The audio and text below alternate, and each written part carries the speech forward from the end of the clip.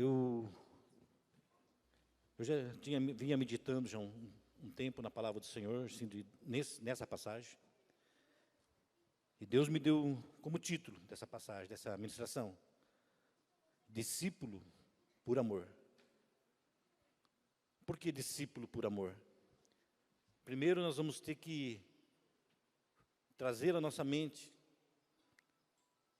teríamos que trazer à nossa mente, lá no Antigo Testamento, em Gênesis, quando Deus incumbiu a Jesus, deu uma incumbência ao seu filho, que ele viria à terra e que ele nos resgataria. Isso está em Gênesis, que fala que ele pisaria na cabeça da serpente. Jesus viria com um propósito. E nós entendemos e conhecemos que o grande propósito de Jesus era a nossa salvação, era nos resgatar das trevas. Esse era o grande propósito, esse foi o grande propósito de Jesus, de ter vindo como um homem aqui nessa terra. Nascido como um homem, para poder passar como um cordeiro, pela morte de cruz, e nos comprar. Mas tudo isso, tudo que Jesus fez, por tudo que Jesus passou, por tudo que Jesus foi humilhado, as dores, por tudo, Ele fez por amor. Ele não fez por obrigação. Ele não fez porque nós éramos merecedores, porque não éramos merecedores, não somos merecedores. A palavra de Deus fala que a graça do Senhor nos basta.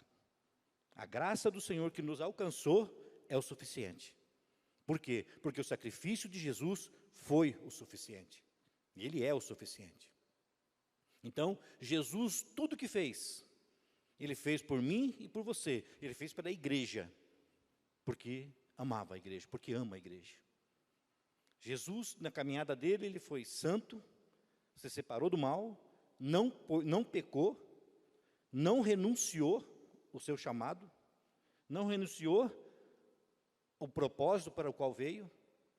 Muitos dizem que quando Ele estava no jardim do Getsemane, quando Ele fala: Pai, afasta de mim esse cálice, realmente Jesus estava ali sentindo agonia. Mas Jesus não disse: Pai, eu quero desistir, eu não estou aguentando, não, afasta de mim esse cálice, afasta essa tribulação, porque pelo que eu vim fazer, pelo meu propósito, pelo aquilo que o Senhor me enviou, eu vou passar e eu vou fazer. Então Jesus, Ele firmou no seu propósito, Ele não desviou dos seus propósitos. Talvez Ele tivesse muito mais chances, ou posição, ou consequências do que Ele estava passando, de desistir. Provavelmente, se fosse um de nós, talvez tivéssemos desistido. Talvez, não sei. Mas provavelmente uma porcentagem grande de desistirmos. Mas Jesus, Ele fez tudo por obediência, Ele fez tudo por amor. Então você veja que todas as vezes que nos reunimos na casa do Pai, todas as vezes que estamos fazendo algo para o reino, todas as vezes que nos dedicamos a fazer algo em prol do reino, ou para o reino, ou por Jesus, tem que ser por amor. Não pode ser um sacrifício. Por isso, o título dessa mensagem que o Senhor me deu foi discípulo por amor. Todos nós fomos chamados como discípulos. Todos nós somos discípulos de Jesus. E o que é discípulo? Discípulo, no dicionário Aurélio, ele tem umas definições, mas na palavra de Deus, na Bíblia, é aluno, aquele que aprende. Ser discípulos é ser aluno de Jesus. Ser discípulo em algumas outras partes, reconhecendo, os apóstolos são discípulos também, foram chamados como discípulos. Mas nós temos a incumbência, nós temos o chamado de discípulo. Jesus, Ele nos deu um ID. Ele nos convocou dentro desse chamado para o ID. E qual é o ID? Nós conhecemos. Ide por todo mundo, pregue o evangelho a toda criatura. E todo aquele que crer e for batizado será salvo. Esse é o ID de Jesus para os discípulos. E aqui hoje, no mínimo, eu não posso contar, mas no mínimo aqui hoje tem 50 discípulos. No mínimo. Provavelmente tem 50 discípulos aqui hoje. E se todos nós tomássemos a posição de discípulo por amor, nós somente demonstraríamos o quê? Amor. Então, por isso, nós acabamos de louvar eu não sei bem como vai, eu não sei se eu vou conseguir falar toda a frase, Mas nesse louvor de bondade de Deus, fala assim, tem uma parte que fala, eu entrego tudo a ti. Tem ou não tem? Eu não sei se eu vou conseguir cantar todo o refrão, lembrar de todo, mas eu lembro que fala, eu entrego tudo a ti. E quando nós falamos isso, será que Deus não está registrando isso? Será que Deus não está ouvindo? A Bíblia fala assim que Deus, Ele não está com seus ouvidos agravados ou tapados, e nem com seus braços cruzados. Deus está atento àquilo que nós fazemos, está atento àquilo que nós falamos, e principalmente àquilo que pronunciamos a Ele. Quando oramos, quando louvamos, e aqui nesse louvor a gente fala, entrego tudo a Ti. Senhor, eu sou um discípulo de amor, eu sou um discípulo formado por amor, e eu entrego tudo a Ti. Hoje é um culto de palavra de fé, palavra de ensinamento. Né? Eu não sei se temos alguns, desculpa, se tem alguém visitando a igreja pela primeira vez? Tem alguém visitando a igreja pela primeira vez? Não? Amém, então estamos todos de casa. Somos discípulos por amor, e se somos discípulos por amor, temos que demonstrar esse amor. Eu quero que você abra comigo a Bíblia em Lucas. Nós vamos hoje ficar basicamente no livro de Lucas, talvez vamos ver alguns versículos, algum capítulo, mas alguns capítulos mais no livro de Lucas. Enquanto vocês abrem, Jesus, ele convocou 12 discípulos. Para o seu ministério, ele convocou 12 discípulos, 12 alunos, 12 homens que caminhariam com ele e aprenderiam o que é o Evangelho, viriam os milagres que Jesus fez, eles viram, e eles até praticaram junto com Jesus, tentaram, muitas vezes falharam, algumas vezes falharam, mas Jesus sabia que os discípulos amados deles, os discípulos que ele convocou, estavam em uma fase de aprendizagem, estavam aprendendo, são discípulos. Muitos deles depois se tornaram apóstolos, mas a princípio, dentro do chamado do ministério de Jesus, quando ele convocou os 12, ele ensinou. E depois ele começou a enviar.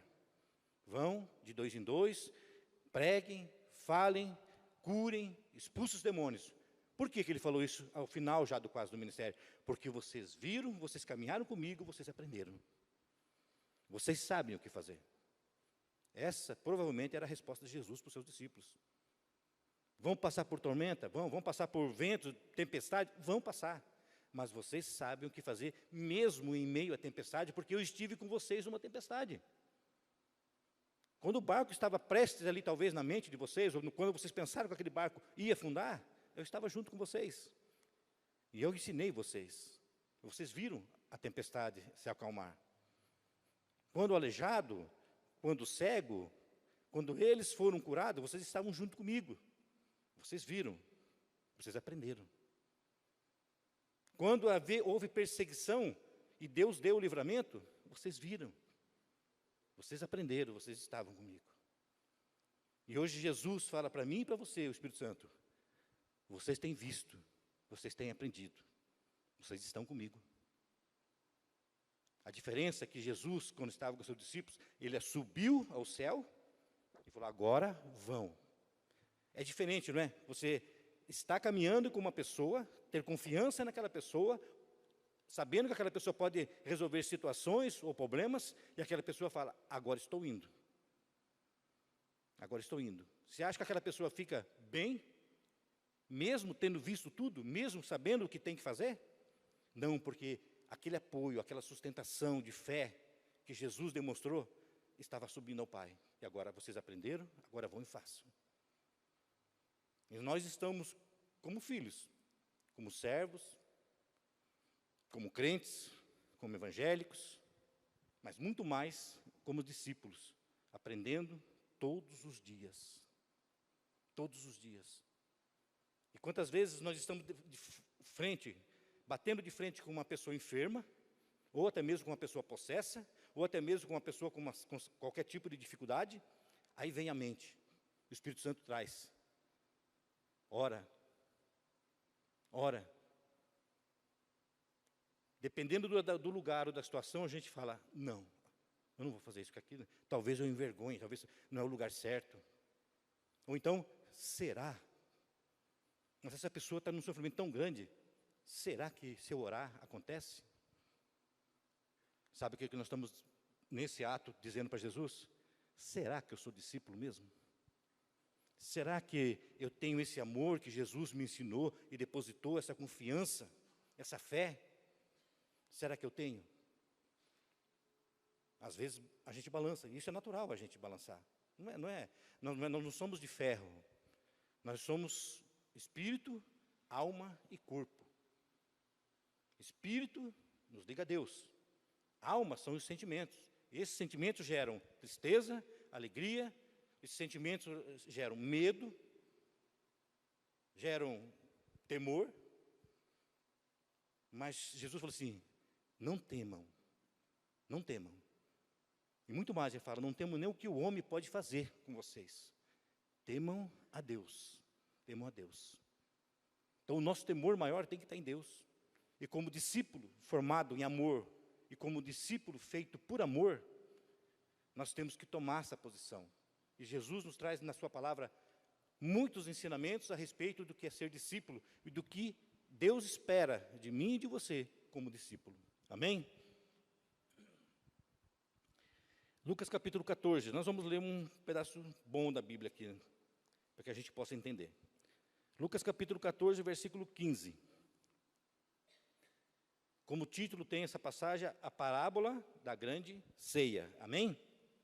É assim que está na tua Bíblia?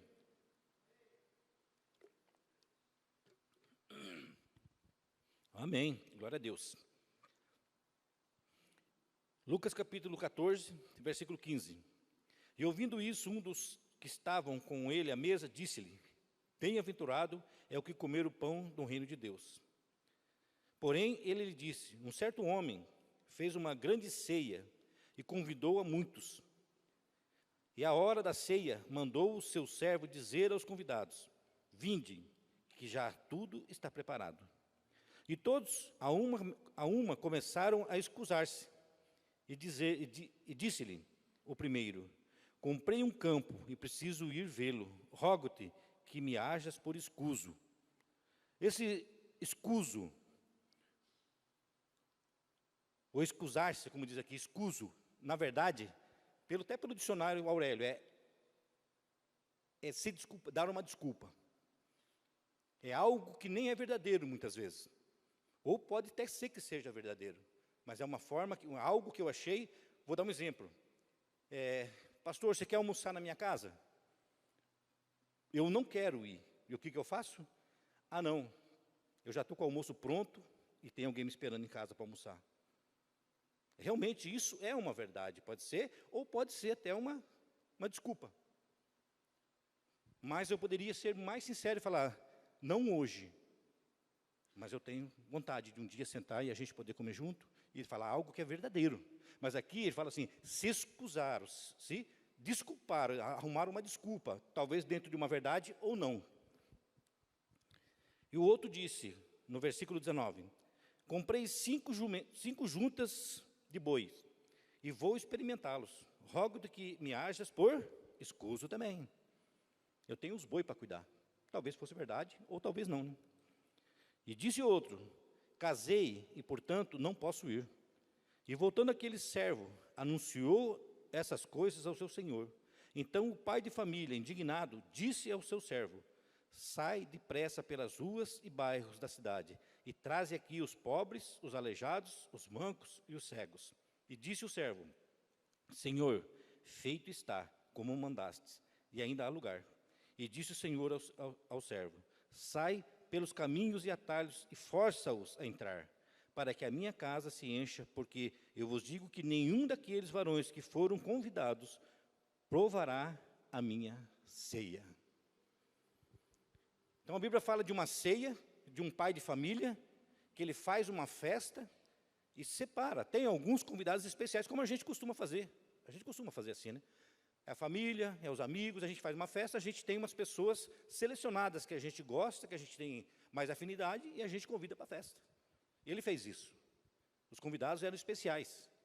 Eram pessoas que ele amava, pessoas que ele tinha uma intimidade. Só que todos eles se esquivaram, todos eles arrumaram talvez uma desculpa para não ir nessa ceia. esse jantar que seja, né? Ou almoço. Todos eles arrumaram algo para dizer, não posso, não dá, eu estou ocupado. E fala assim que ele manda pegar os coxos, o aleijado, os necessitados, traga todos para a festa. Ele falou assim, o servo fala, Senhor, ainda tem lugar. A festa era grande, tem muito lugar ainda. E ele fala assim, e disse o seu Senhor ao seu servo, no versículo 23, sai pelos caminhos e atalhos e força-os a entrar. Aqui que nós lembramos aqui, o reino de Deus, ele é conquistado por esforço. Por esforço. Não é porque nós queremos ou porque nós merecemos. Todos os dias nós conquistamos o reino de Deus por esforço, com oração, com rejeição do pecado. Todos os dias nós conquistamos o nosso lugar no reino de Deus por esforço. Então, força-os a entrar. Porque força-os a entrar, porque a minha casa, para que a minha casa se encha. Porque eu vos digo que nenhum daqueles varões que foram convidados provará a minha ceia. Aqui o Senhor já foi mais rígido. Todos aqueles que fui convidado, todos aqueles que me desonraram, todos aqueles que viraram as costas para mim, todos aqueles que não quiseram participar de algo que para mim era especial, junto com eles não vão provar da minha ceia.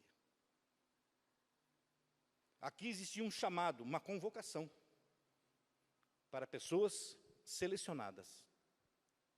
A Bíblia diz que não fomos nós que aceitamos a Jesus como Senhor, não fomos nós que decidimos ter Jesus, que escolhemos Jesus. A Bíblia diz que foi Ele que te escolheu. Essa ceia, esse banquete que Jesus tem preparado, Ele te escolheu para isso, Ele me escolheu. Eu sou um convidado especial de Jesus, não desqualificando quem não ainda conheceu Jesus de forma alguma. Mas com todo o conhecimento, como discípulo de amor, tenho conhecido, eu sei que Ele está me preparando um banquete. E eu sou especial, eu sou um convidado especial para esse banquete. E Ele espera o quê? Ele espera que eu me apresente para esse banquete, pronto, preparado, sem desculpa nenhuma.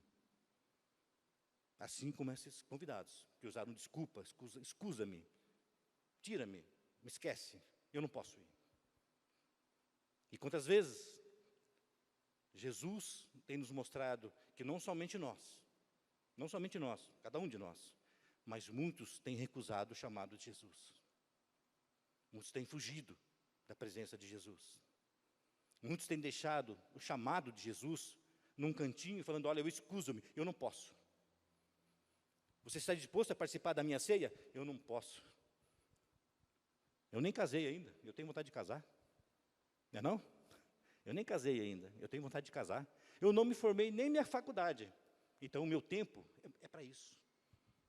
Será que Jesus quer que você pare com a sua faculdade? Será que Jesus quer que você deixe de fazer aquilo que é correto e bom para a tua vida? Para ser discípulo amado, um discípulo de amor? Não, Jesus não quer isso de mim e de você. Ele quer dedicação. Porque quando Ele entregou a sua vida, Ele passou por momentos provavelmente bons com seus discípulos, mas muitos deles maus. E Ele não recusou, Ele não rejeitou. Ele não passou um minuto, não se passou acho que um minuto, um segundo na cabeça de Jesus e falar, Senhor, essa geração não merece a minha morte nem meu amor. Jamais. Jesus confrontou sempre o inferno falando, eu estou falando com as minhas palavras agora, eu compro a humanidade porque eu amo. Talvez Satanás deve ter falado muitas vezes para Jesus, eles não merecem, não vale a pena, esse povo é pecador, esse povo está no pecado, esse povo é rebelde. Jesus falou assim, eu creio que Jesus deve ter falado para Satanás, pode até ser, mas a partir do momento que eu comprar esse povo com o meu sangue, eu vejo uma igreja restaurada, renovada, pura, santa, eu vejo discípulos prontos a cumprir o chamado, eu vejo uma igreja vitoriosa na terra. Então Jesus não viu uma derrota na minha vida ou na tua vida, ele nem vê. Jesus vê você como vitorioso. Só que é claro, vai depender de muito como eu me apresento para Jesus. Jesus reconhece, Jesus sabe as minhas fraquezas, sabe as tuas fraquezas, Ele sabe aonde tem os limites, os seus limites, e Ele fala mais, Ele fala assim, eu não dou um fardo maior do que você possa carregar. Mas se você tem carregado um fardo que se torna pesado, ele fala, eu dou escape. Eu dou escape para você. Isso é ensinamento para discípulo. Isso é o ensinamento de Jesus para os discípulos atuais da terra hoje. Nós vivemos momentos que anunciam a vinda de Jesus? Sim. A morte de cruz para Jesus, às vezes, muitas vezes, ela nos traz, ou nos ensinam, ou querem nos mostrar, como um sofrimento, como algo doloroso no sentido de recusa, coitadinho de Jesus, por que ele passou? Meu irmão, não, Jesus foi como vitorioso. Ele anunciou, eu vou morrer, eu vou passar pela cruz, mas ao terceiro dia eu estou de volta. Então o ministério de Jesus, a morte de Jesus, não foi algo penoso, no sentido de, coitadinho de mim, eu não mereço isso, eu vou sofrer, isso vai doer. Não. Jesus, ele olhava para a sua igreja, olhava para mim e para você e falava, nós somos vitoriosos, porque eu vou voltar. Eu volto vitorioso, eu morro como um cordeiro, eu volto, saio daquela tumba como um leão.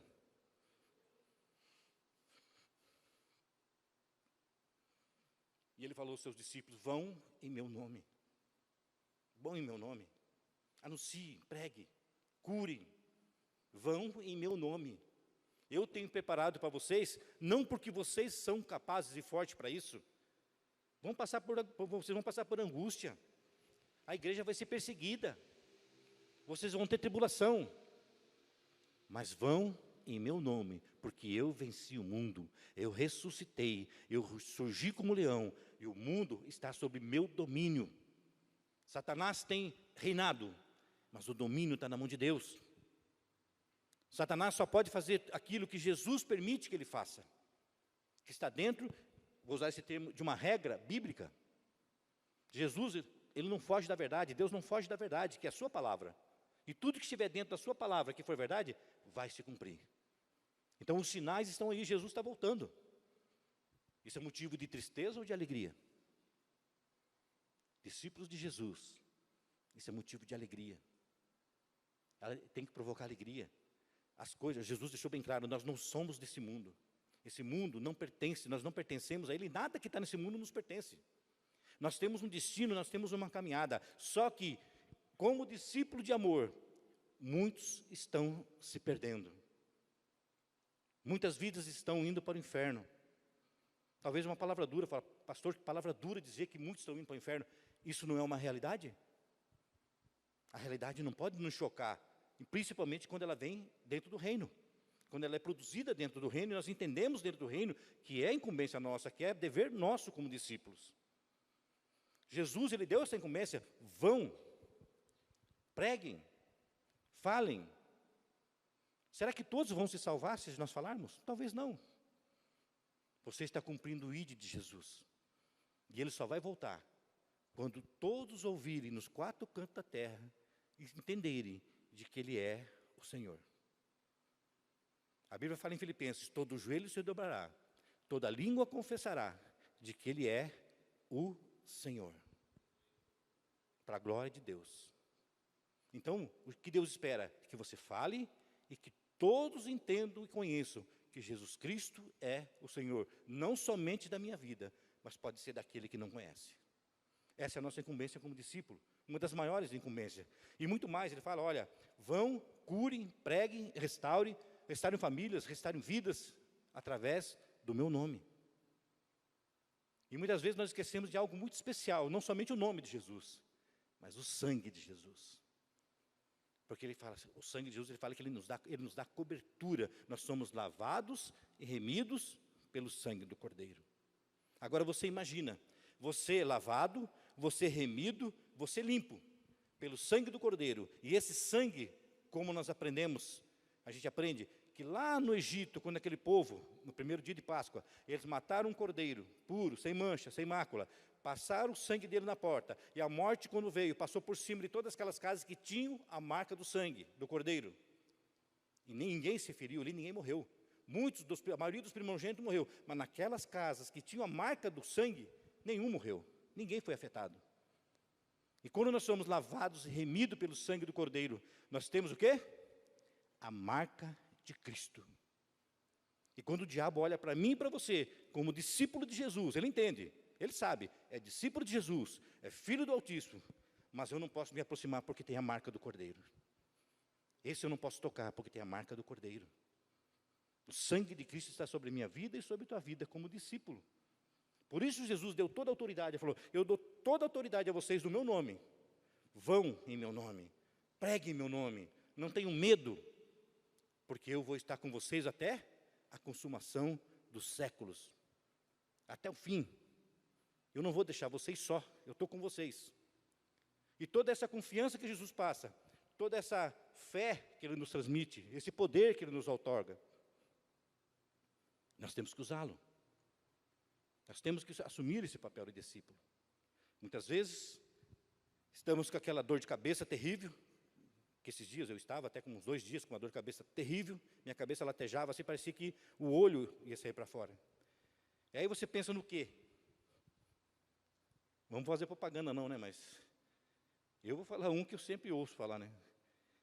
Ah, se tivesse uma dipirona aqui, né? É dipirona? É dipirona? Eu tenho outro.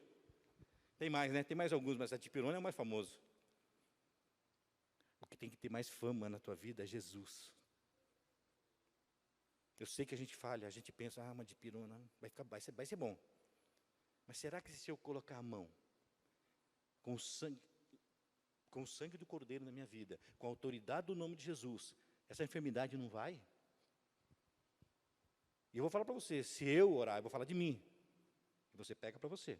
Se eu orar e não tiver efeito, Jesus vai falar assim para mim, pastor Luiz, se você tivesse a fé do tamanho de um grão de mostarda, você diria àquele monte, lança-te no mar, e o monte obedeceria. O que é uma dor de cabeça? Você não tem a fé do tamanho de um grão de mostarda, pastor Luiz? Talvez Deus esteja puxando a minha orelha sua, sim, meu irmão, nessa noite. Mas é algo que nós precisamos. Nós precisamos entender, discípulo por amor. Se é discípulo por amor, então eu amo essa palavra, eu obedeço essa palavra, eu creio nessa palavra, eu creio no que Jesus falou, eu creio no Espírito Santo. Então eu creio que tudo pode acontecer. Senhor, se eu for enviado hoje para a faixa de Gaza, a gente viu o que está acontecendo lá, né? Coisas terríveis. Vou te dizer uma coisa, meu irmão, com tudo que a gente está vendo ali, que é terrível. A gente está vendo pela televisão, né? Que é mais cômodo, mais fácil. Com tudo que está acontecendo ali, crianças inocentes sendo mortas, mulheres, idosos, com atrocidades até.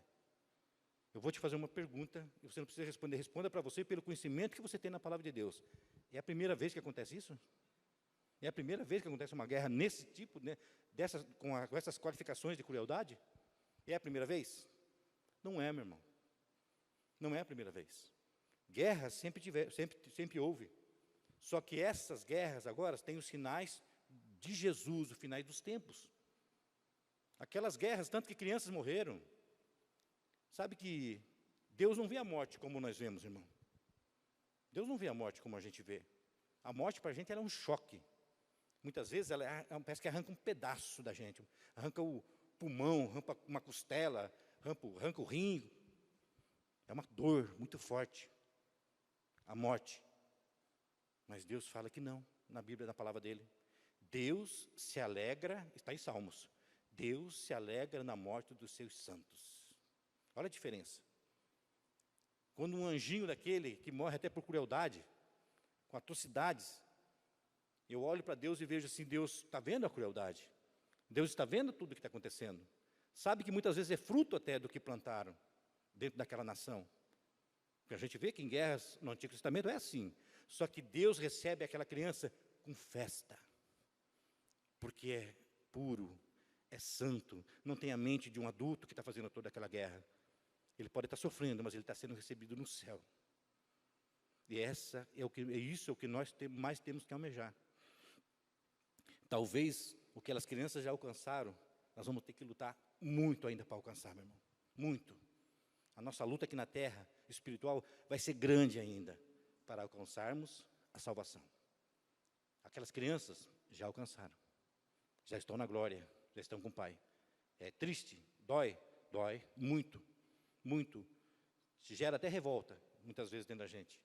Mas quando nós entendemos os propósitos de Deus, quando nós entendemos que se Deus me colocar lá hoje, se Deus me colocar, Deus, não eu, se Deus me colocar lá dentro da faixa de Gaza hoje, e eu tiver que morrer por amor, como discípulo, por amor a Cristo, é isso que Ele quer de mim. Se Ele quer que eu vá lá para morrer por uma vida ser salva, uma vida, entregar a vida para Jesus, e mesmo que Ele morra, naquele momento, eu e Ele, a gente morra, Deus fala, cumpriu com o teu chamado. Senhor, mas era uma vida, mas era aquilo que eu queria, era aquela vida que eu queria salvar. Se Deus me enviar, como enviou Daniel, ali na boca dos leões, mas Ele não deixou nem tocar. Pode acontecer também se Ele me enviar para uma... Eu estou dando um exemplo com uma faixa de Gaza, porque está acontecendo a guerra, tá, irmão? Pode ser tantos outros lugares, como temos alguém que está indo para a Etiópia, né? Temos alguém que já está com as malas prontas e passagem comprada já para a Etiópia. Discípulo, o que você vai fazer lá, discípulo? Pregar o evangelho, aleluia. Está amarrado em nome de Jesus, você vai voltar, né, Milena? Ele vai voltar. Se não voltar, eu vou ter que me esforçar para encontrar com esse missionário ainda, porque ele vai para a glória. Eu estou dando um exemplo, lógico, Jonathan, você sabe que você vai voltar e vai voltar cheio de testemunhos lindos para nos contar. Mas é um missionário que se dispôs. Por quê? Será que ele quer fama lá na Etiópia? Não dá, né? Lá não tem jeito. Eu já estive na África, morei na África. Lá não tem como ter fama. Lá não tem como você ter nada. Você não tem, muitas vezes, água, você não tem alimento, você não tem roupa, você não tem nada. Mas o que você tem basta, que é a presença de Jesus. E é isso que basta, irmão. É isso, a presença de Jesus. E ser o discípulo chamado, e exercer esse chamado por amor. Como eu dei o exemplo do Jonathan, né? Ele não está indo lá porque ele vai ganhar dinheiro. Não, pelo contrário. Ele está dedicando, desculpa falar assim, né? Mas está dedicando as suas economias para Jesus.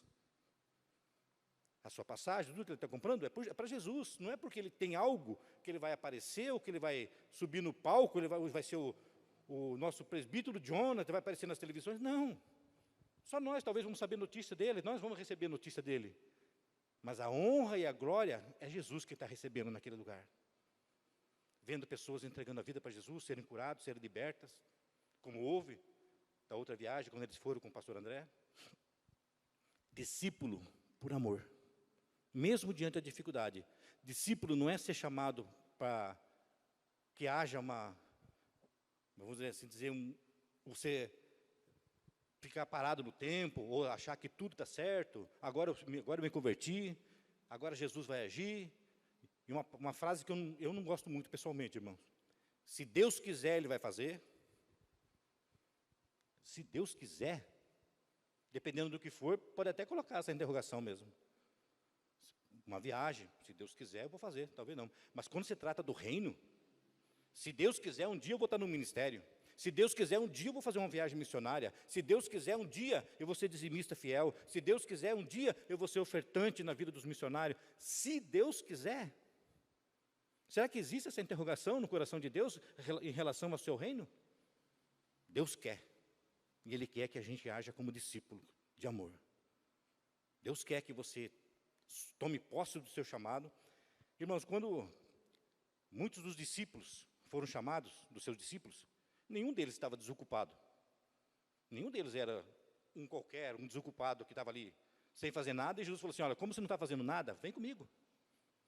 Será que é isso? Não. Era cobrador de impostos, era pescador, cada um tinha sua função, seu trabalho, cada um tinha sua família, tinha seus dia a dia, pagava seus impostos, tinha que correr atrás de dinheiro para pagar impostos. Era uma vida como a minha e como a sua. Quando eles foram chamados, Jesus não perguntou para ele, vocês querem deixar tudo que vocês têm? Vocês querem deixar o trabalho? Ô, Pedro, você quer pescar ou você quer vir comigo? Não, Pedro, deixe tudo isso, porque hoje eu vou te fazer pescador de homens. Mateus, cobrador de impostos, rejeitado, tendo como um enganador, larga tudo que você tem, vem comigo, Mateus. Por que será que eles aceitaram de imediato? Porque Jesus, quando olhou para mim e para você, no teu coração, na tua alma, Ele sabia se você queria ou não. Quando a gente veio, talvez aqui na frente, ou talvez em outra igreja, quando você ergueu sua mão e falou, eu quero Jesus como Senhor da minha vida, Ele olhou para o teu coração. Ele sabe que você aceitou o chamado dele. Não foi porque a gente veio aqui porque quis, ninguém veio aqui por acaso. Nós viemos porque Jesus nos convocou, porque Ele nos amou, e Ele nos recebeu, e Ele falou, eu tenho chamado vocês, é eu que recebo vocês. Então nós temos um chamado, Jesus fez uma escolha por mim e por você. E Jesus, eu costumo dizer assim, Jesus não dá o tiro errado, meu irmão. Quando Ele apontou para você, Ele sabia que você era o alvo. Quando Ele olhou para mim, Ele sabia do meu potencial e Ele sabia que eu estava no alvo dEle. Usando esse termo assim para a gente poder entender. Quando Ele deu o tiro no alvo, que sou eu e você, Ele sabia, falava, eu não erro. E se eu escolhi, eu sei do potencial. Reconheço a fraqueza de vocês, como diz em Apocalipse. Eu reconheço que nós somos fracos. Mas Ele tem nos preparado dia a dia. E o que nós temos aprendido, o que temos visto, Deus quer que a gente pratique. Não ser somente ouvinte, mas seja praticante da palavra de Deus. Se Ele tem nos ensinado, o que nos resta fazer agora? Praticar. Por que praticar? Preste atenção, a gente tem que meditar. Quando você se forma em alguma profissão, ou você aprende na faculdade, ou, sei lá, na teoria, você aprende algo para você fazer. Principalmente na teoria. Quando você sai de uma faculdade na teoria, para quem fez, qual é o próximo passo? Na prática. Porque se você se formar, seja professor, seja arquiteto, seja engenheiro, e você reter aquilo para você ficar dentro de casa, ou até mesmo passar a exercer outro tipo de trabalho, aquele serviço, provavelmente, aquele trabalho, aquela formação, ela vai ficar esquecida, vai ficar adormecida. E talvez com o tempo você nem volte mais a exercer. Talvez seja um tempo perdido numa faculdade que você não vai mais fazer, não vai mais praticar. Por quê? Porque está fazendo outro tipo de trabalho. Então, ser ouvinte e ser praticante é diferente. Eu ouço, eu aprendo, e agora eu tenho que colocar em prática. Porque senão, eu vou deixar de exercer, a minha fé vai começar a esmorecer, e essa palavra passa a não ser verdade na minha vida. Eu tenho que praticar. Confesso aos irmãos que muitas vezes, muitas vezes, em que eu fui convocado por Jesus para estar aqui nessa tribuna, nesse púlpito, muitas vezes, pela luta, pela dificuldade, passou no meu coração falar, eu não vou. Eu não quero. Sabe, passar na mente e no coração, eu não quero. Porque eu não me sinto bem. Porque eu não estou bem. Porque eu não estou pronto. Porque eu não estou preparado. Mas se eu esperar tudo isso acontecer, meu irmão, no mundo de tribulação, no mundo que vivemos, eu não vou fazer nunca nada para Jesus. Eu não tenho que estar pronto para fazer. Eu tenho que vir e deixar que Ele me deixe pronto para isso que eu vou fazer. Eu tenho que deixar que Ele use a minha vida, que Ele revele a sua palavra. Aí sim, a honra é dEle e a glória é dEle. Porque se eu vier pronto, talvez seja uma obra de homem. Talvez eu apresente aqui para vocês algo humano. Mas quando eu declaro ao Senhor, Senhor, eu não sou capaz. Sem o Senhor eu não sou capaz. Eu não estou pronto. Eu estou cansado, eu estou oprimido, eu estou com dificuldade. Deus fala, então, esse o momento que eu quero te usar. Porque a honra vai ser dEle. A glória vai ser dEle.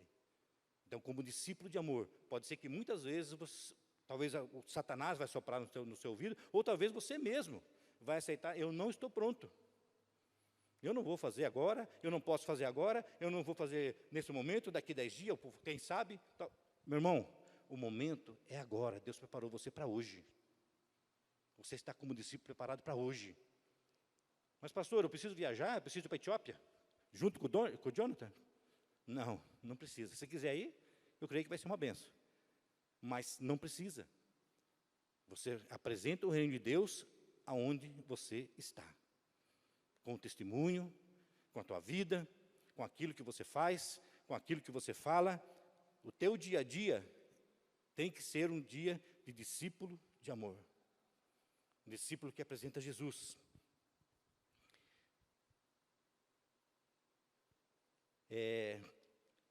Versículo 25.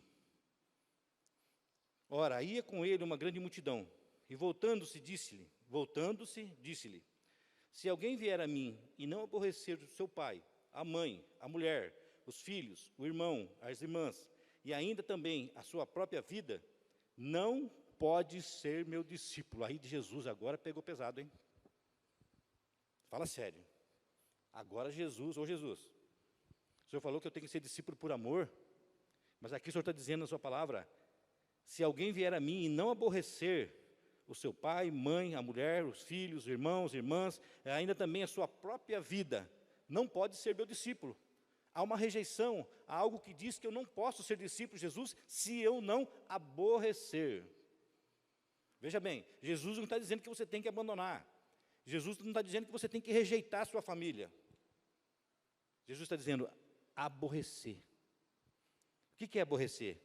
Amar menos. Você tem que amar menos toda essa relação de família que Deus deu, que a gente sabe que é muito forte na nossa vida, a família, né? Então Jesus fala, você tem que aborrecer seus familiares e me amar mais. Por que aborrecer? Porque muitas vezes nós vamos ser... Teve uma ministração que o Senhor me deu sobre o bom perfume, que acho que foi no domingo, não lembro se foi no domingo passado, não lembro, mas nem todos vão gostar do perfume que você usa. Não é verdade ou não é? Tem perfume que ele é muito cheiroso, mas tem gente que fala, para mim é muito forte. É muito forte esse perfume. Às vezes alergia, é ou não é verdade? Naturalmente falando. E muitas vezes o perfume de Cristo que está em mim, está em você, ele vai ser rejeitado. Muitos não vão gostar desse perfume de Cristo. Muitos vão rejeitar até esse perfume de Cristo. E muitas vezes Jesus falou, talvez venha da própria família. Então, aborrecer é declarar, eu amo Jesus mais do que a minha família. Não, como nós temos ainda um tempinho, eu vou contar um testemunho que eu já contei para a igreja. Eu fui pastor em São José dos Campos por 5 anos e meio. Pastorei a igreja Ágape de São José dos Campos, por 5 anos e meio. E eu fiquei 2 anos, desses 5 anos e meio, 2 anos eu ia na sexta-feira à tarde, passava o sábado em São José dos Campos, visitava ali os irmãos, via os irmãos da igreja, e no domingo tinha o culto, ali a gente ministrava os estudos, mas ficava o final de semana. Ia, e no domingo, depois do culto, umas 10, 10 e meia, a gente voltava para Ubatuba. 2 anos eu fiz isso. Eu, a minha esposa e minha filha, a mais nova. E a gente tinha o pai da minha esposa em casa, que ele era paralítico. Ele teve um derrame, e ele ficou paralítico. Não mexia um lado todo do corpo. Já ficou um bom tempo paralítico na cadeira de roda. E quem cuidava dele por algum tempo, nesses finais de semana, era a minha filha, a Aline, a pastora Aline, que está em Manaus. Ela que cuidava e ela era solteira. Então, por muitas vezes, ela pensou, por quê? Por que meus pais têm que ir lá para São José e deixar eu cuidando do meu avô? Nem é obrigação minha, é da minha mãe. É pai dela. O diabo bateu muito na cabeça dela. E uma vez ela me ligou. Me ligou chorando. Eu estava na frente da igreja. Assim. Aí eu atendi, ela falou, pai, eu não entendo, pai. Por que eu tenho que ficar cuidando do meu avô? Eu não posso sair, eu não posso fazer nada, eu tenho que cuidar do meu avô? Sendo que não é nem obrigação minha, é da minha mãe, mas eu faço isso por amor, mas eu não entendo. E está difícil para mim, ela falou. O que eu faço? O que eu faço? Eu nem sabia o que dizer para ela. Naquele momento eu fiquei calado, falei, não sei o que dizer, não sei o que falar para você, filha. Vamos orar. Falei, vamos orar, você ora aí, eu oro aqui. Aí eu orei e falei, pai, minha filha está certa, ela não está errada. Não é obrigação dela como mocinha, solteira. Já tinha 17 anos. Falei, o que eu falo para minha filha? Eu não sei nem o que falar. Sabe qual foi a resposta de Jesus? Fala para ela que você me ama mais a mim do que ela. Eu falei para Jesus, Jesus, eu vou matar minha filha. Ela vai cair no chão lá, porque eu falar uma coisa dessa. Fala para ela que você me ama mais a mim do que ela. E aí tocou o telefone, minha filha ligando. Falei, meu Deus, é a hora. Falei, Jesus, eu não sei o que vai acontecer, mas eu vou falar. Ela falou, pai, eu orei. Eu falei, aí? Ela falou, você orou também? Orei. Qual é a sua resposta? Ela falou para mim. Eu falei, filha, eu amo mais Jesus do que você. Sabe que se tivesse um grilo ali, nós escutava o grilo cantando. Tão silêncio que ficou. Eu falei, filha, você entendeu o que eu falei? Entendi, pai. E você está certo, ela falou. Vocês têm que cumprir o chamado de vocês. E eu estou aqui para apoiar. O que para mim parecia um choque para ela, anormal, se transformou em bênção.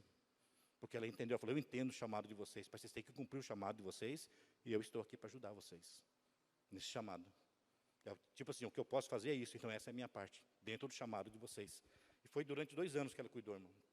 Depois a gente Ele faleceu e a gente acabou indo embora para São José dos Campos. Ficamos mais 3 anos e pouco lá, pastoreando a igreja de São José dos Campos. Mas é isso que Jesus está falando aqui. Deixar pai, deixar mãe, é amar. Que a família entenda, que o mundo entenda, que as pessoas entendam que o teu amor é muito maior por Jesus. Que o teu chamado é de Jesus, foi por Jesus. Você vive por Ele, como diz o apóstolo, tudo por Ele e nada sem Ele. Essa é a minha vida com Jesus. Eu sou um discípulo de Jesus que foi feito por amor, que está sendo preparado e forjado por amor. Por isso, é tudo por Ele e para Ele. No versículo 27, e qualquer que não levar a sua cruz e não vier após mim, não pode ser meu discípulo. Aí ele cita mais um impedimento, levar a cruz. Se você não pode levar a tua cruz, não é a cruz de Cristo, a cruz de Cristo o Senhor já levou. Quando ele fala de cruz, ele não fala de sofrimento, ele não fala que você tem que carregar a renúncia, não, levar a sua cruz. Ele está dando o exemplo do que ele fez. Se você tomar a sua cruz e fizer a obra, o teu chamado por amor, como ele fez, se você não consegue fazer isso, então não pode ser meu discípulo. Tomar a cruz é saber que no momento de dificuldade, no momento da luta, no momento da solidão, ele fala assim, eu passei por tudo isso, e passei por amor. Eu passei por todo tipo de dificuldade, por todo sofrimento humano, e por amor.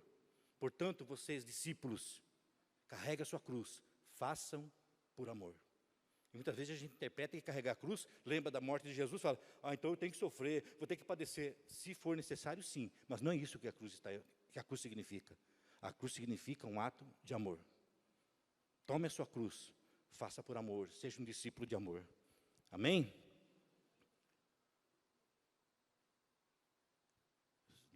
Amém. No 28, pois qual de vós, querendo edificar uma torre, não se assenta primeiro a fazer as contas dos gastos para ver se tem com que acabar? O que Jesus está dizendo aqui? Ele vai falar em vários, ele vai falar de um rei não vai para uma guerra. O que Jesus está falando?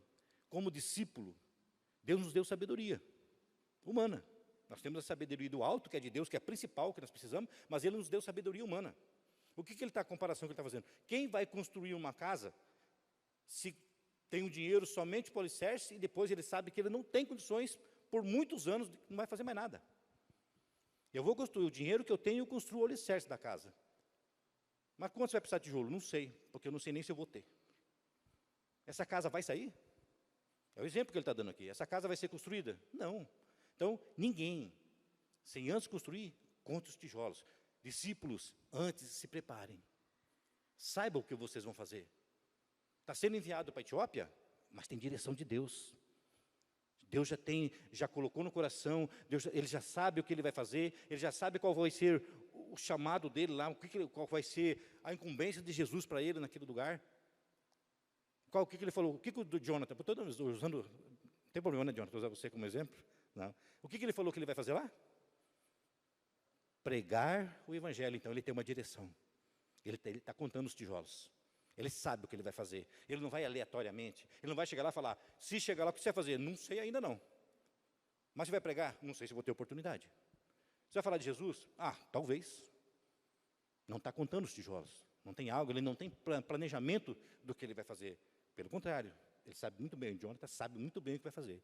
Deus já falou, Deus já deu a direção, e ele vai cumprir o propósito de Deus. Então, está contado os tijolos, né, Jonathan? Está contado os tijolos, em nome de Jesus.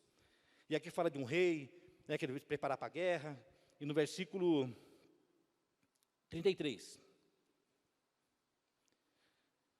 Assim, pois, qualquer de vós que não renuncia a tudo quanto tem, não pode ser meu discípulo. Bom é o sal, mas se ele degenerar, com que se adubará? Nem presta para a terra e nem para o monturo. Lançam-no fora. Quem tem ouvidos, ouça o que o Espírito diz à igreja. Você sabe que esse versículo, por um tempo, eu meditei muito nele, assim, por um tempo. Fala em Apocalipse, nós temos algumas passagens, né, que fala que quem tem ouvidos, ouça o que o Espírito diz à igreja.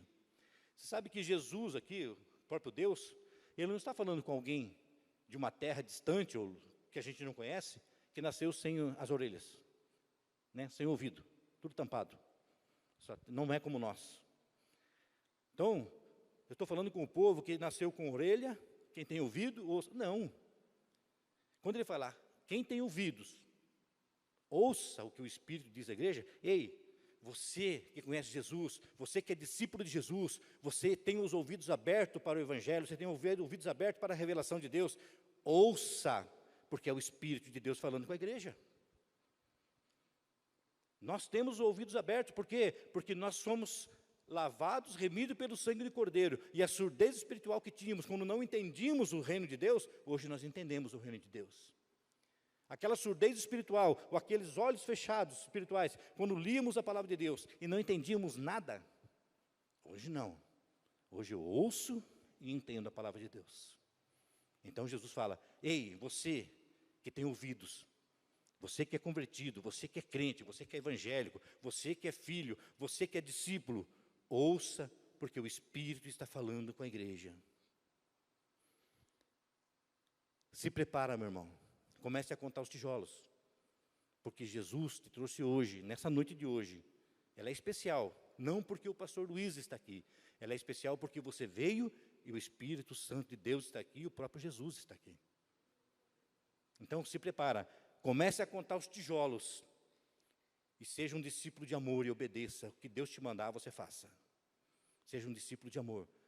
Deus, quando incumbiu a Jesus Cristo, o seu Filho, o seu único Filho, que estava na sua glória, no seu trono, com toda a majestade, com toda a honra, falou, vai descer, filho, você vai ter que descer, porque a humanidade está corrompida, a minha criação está perdida, está corrompida, e só há um meio de resgatar a criação, a humanidade, é você morrendo na cruz, como um cordeiro, esvaziando-se de sangue, comprando a humanidade com sangue, e dando mais uma oportunidade deles alcançarem o reino dos céus. Deus te deu essa oportunidade, meu irmão. As portas estão abertas para você. O reino de Deus está dentro de você, faz parte de você. E muitos querem e não alcançam. Por que não alcançam? Porque diz, a palavra de Deus fala, não tem quem pregue. Está em Isaías, fala isso, quem vai pregar? Quem vai falar? Quem vai ensinar? Quem vai formar discípulos? Quem é que vai formar discípulos de amor? Agora eu quero que você olhe para o irmão mais próximo de você e pode falar para ele, é você. Pode falar para ele, é você. Sem medo de errar. É você que vai formar esses discípulos. E talvez você fale assim, mas pastor, eu não estou fazendo o módulo 1 ainda, ou o módulo 2. Meu irmão, aquele que habita em você é o que está te ensinando os módulos. Aquele que habita em você é que está te preparando nos módulos. Se ele habita em você e habita em mim e ele nos prepara, então eu tenho que passar por todo o processo de conhecimento. Mas quando eu estiver lá fora, eu precisar orar, eu precisar repreender um demônio, eu precisar transmitir, curar, através do nome de Jesus, eu não preciso do módulo nesse caso. Eu preciso só ter fé e crer de que eu sou um discípulo de amor e o nome de Jesus e o sangue de Jesus basta na minha vida. Amém? Você está pronto para ser um discípulo de amor? Tem dois ou três aqui.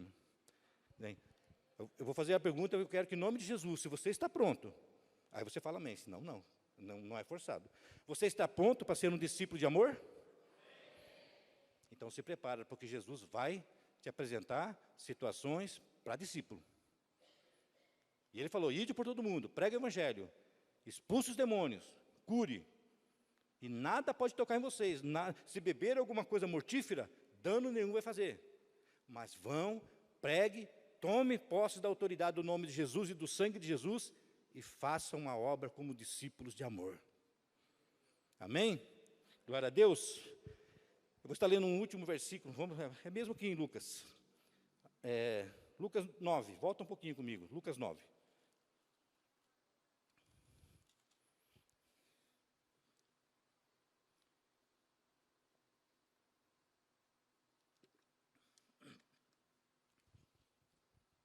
Lucas 9, versículo 57.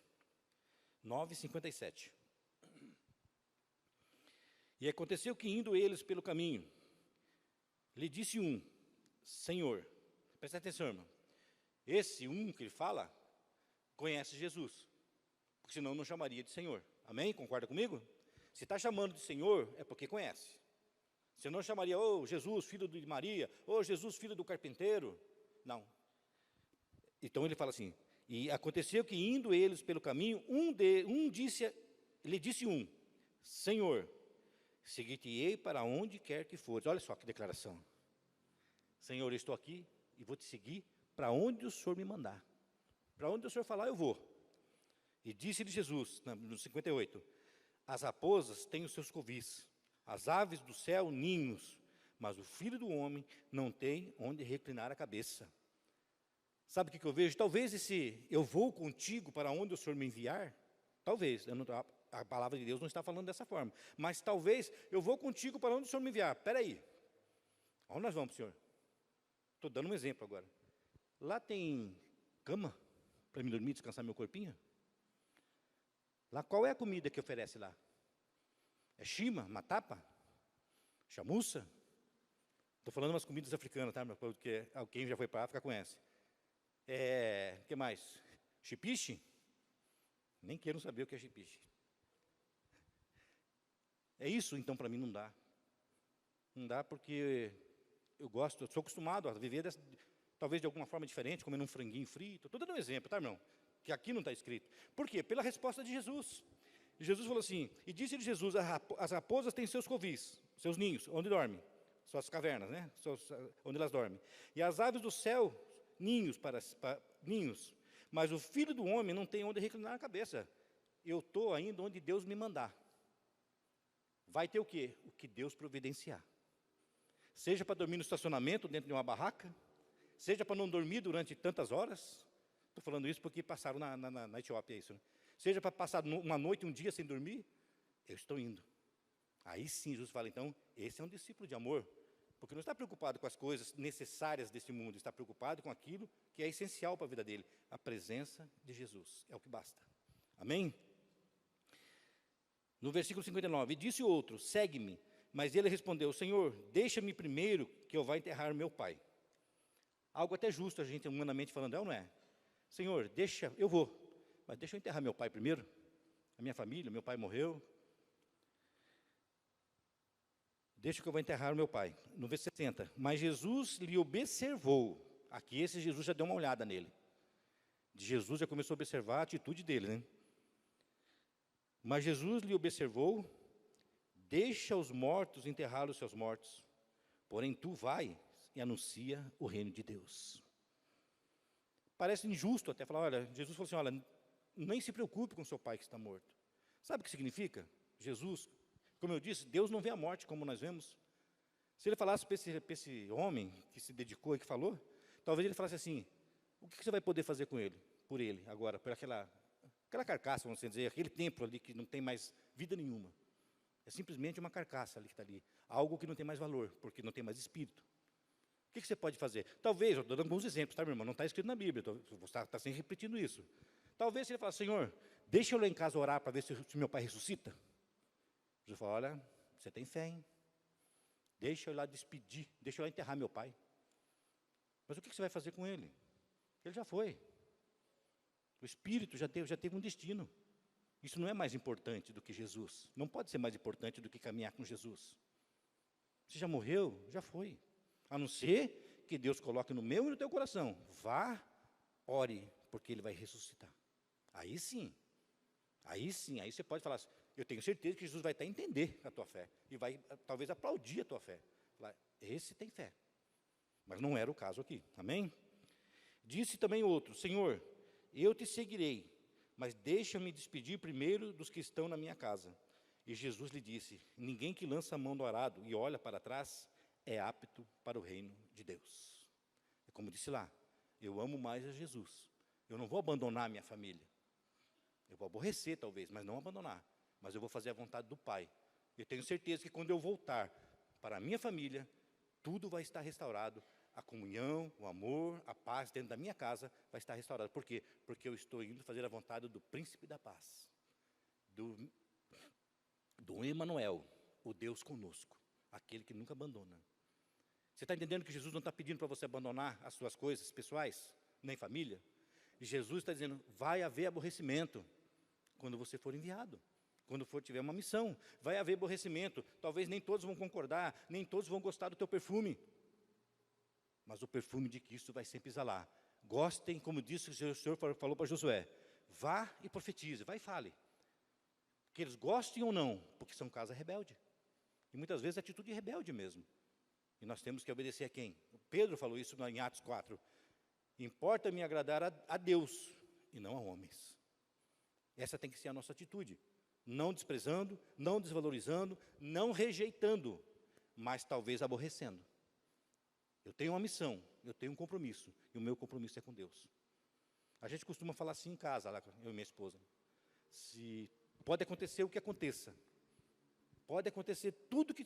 Pode a minha casa virar de cabeça para baixo, mas ela sabe que o meu amor é maior por Deus do que pelos meus filhos. É difícil, não vou dizer para você que é uma atitude fácil, não é muito fácil, mas é prazerosa e é o que eu tenho que fazer, e é o que ela tem que fazer. Se um dia ela tiver que tomar uma posição por Cristo, por mim ou pelos filhos, eu tenho certeza que ela vai tomar uma posição por Cristo, porque eu conheço ela, eu sei a dedicação que ela tem por Deus. Estou falando da minha esposa, uma pessoa que eu conheço. E se um dia Deus te pedir algo, meu irmão, e você tiver certeza de que Deus está falando com você, nada pode ter mais valor do que o chamado de Jesus e a presença de Jesus na tua vida. Amém?